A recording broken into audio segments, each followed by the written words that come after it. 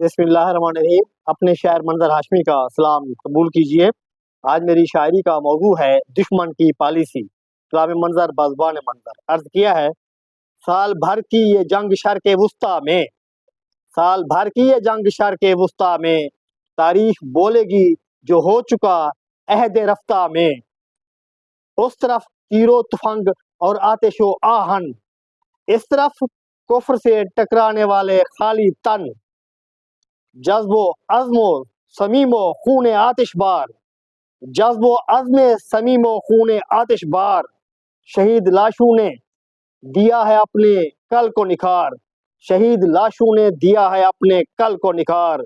دشمن خوف زدہ مگر میڈیا کو کیا خاموش، بد حواسی کی خبر نہ چلے ہوا بردوش، لرزتے کانپتے کفار کے کلیجے تھے، ڈر کے لوٹتے محاذ پر جو بھیجے تھے، کفار جو اپنے بھیجتے سپاہی، ڈر کے لوٹتے محاذ پر جو بھیجے تھے۔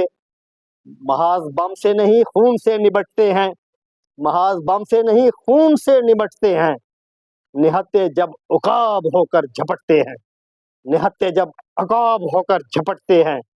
سبق یہ ہے کہ امت میں اتحاد رہے، سبق یہ ہے کہ امت میں اتحاد رہے، تاکہ قوت طاغوت نہ ایجاد رہے، تاکہ قوت طاغوت نہ ایجاد رہے۔ آخری شعر، خونی مارکے کا اب کہ یہ انجام ہوا، خونی مارکے کا اب کہ یہ انجام ہوا، غرور و کرو فر کا منظر اختتام ہوا، غرور و کرو فر کا منظر اختتام ہوا۔